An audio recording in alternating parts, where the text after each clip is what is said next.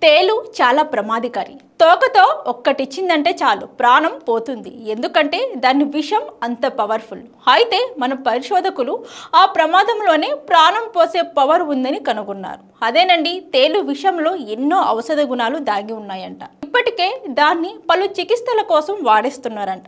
ఆ విషాన్ని సేకరించి ఇచ్చేవారికి కోట్లు కూడా చెల్లిస్తున్నారంట. మరి ఇంకెందుకు ఆలస్యం? వెంటనే తేళ్లను పెంచేసి కోటీశ్వరులు అయిపోదాం అని అనుకుంటున్నారా? ఆగండి ఆగండి, ఇదేమి తేనెటీగల పెంపకం కాదు, తేళ్ల పెంపకం. తేడా వస్తే చావే. అంతేకాదు, వాటిని పెంచడానికి విషాన్ని సేకరించడానికి చాలా రూల్స్ ఉన్నాయి. ముఖ్యంగా మన ఇండియాలో ఇందుకు అనుమతి లభించడం అంత ఈజీ కాదంట. అయినా సరే ట్రై చేస్తామంటే ఈ వీడియోను పూర్తిగా చూడాల్సిందే. మీకు తెలుసా, ఒక గ్యాలన్ తేలు విషన్ అక్షరాల 3,534 కోట్లు. షాక్ అయ్యారా?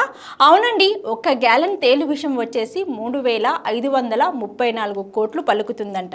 అంటే మనం కనీసం 1 గ్రాము తేలు విషాన్ని సేకరించిన లక్షాధికారులం అయిపోవచ్చు. ఎందుకంటే 1 గ్రామ్ 93 లక్షలు పలుకుతుంది. 10 గ్రాములు కలెక్ట్ చేస్తే సుమారు 93 కోట్లు లభిస్తాయి. ఏడాదికి కనీసం 1 లీటర్ తేలు విషాన్ని సేకరిస్తే 933 కోట్లు మీ సొంతం అవుతాయి.